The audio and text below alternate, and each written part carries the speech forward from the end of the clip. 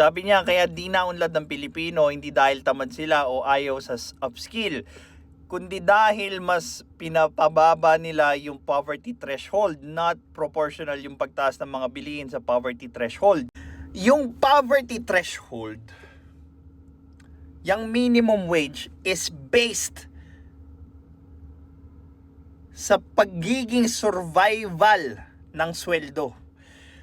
Hindi ginawa ang minimum wage para maging komportable kayo, para mag-retire kayo dyan sa posisyon na yan, because that's just a start for you to be able to develop other skills that you will need to actually gain leverage, gain value, and to produce more monetary value habang nag-grow kayo doon sa karir nyo. At paano kayo mag-grow sa karir nyo kung ayaw nyo mag-upskill? I agree, hindi tamad ang Pilipino pagdating sa pagtatrabaho. 'Di ba? Up to the point na akala nila pag nagtrabaho sila ng 12 oras, makakaahon sila sa hirap. No, it does not work that way. Kung ano yung resulta ng trabaho mo sa 12 oras, 8 oras, or kahit 4 hours lang yan, would determine yung value mo na kayang i-produce. So, ang tanong ko, bakit ka magtatrabaho ng more than 12 hours or 12 hours nang ito lang yung kakarampot na kikitain mo? Hindi ba, ask yourself, anong skills yung kayang mag-produce ng more or higher monetary value kesa doon sa pagtatrabaho ko ng 12 hours?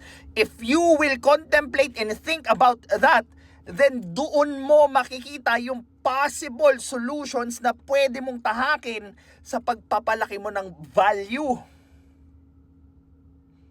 'Di ba? You do not work hard, you work smart. Kailangan mas maging matalino tayo kaysa sa mga kawatan sa gobyerno. Kasi ang hirap sa inyo, inuuto kayo ng ibang politiko para maging sila yung kapalit ng current na nakaupo dito, which is hindi naman nila gagawin yung trabaho din pag sila naman yung naupo. So why not make you more resilient by being able to produce more value kahit corrupt yung gobyerno ng Pilipinas. 'Di ba? Kasi may mga tao na kahit corrupt ngayon yung Pilipinas, they can produce a good amount of value, monetary value pagdating sa trabaho nila. So, imposible bang gawin yon or mangyari sa inyo? Hindi, of course. Mahirap, yes. Pero hindi imposible yon.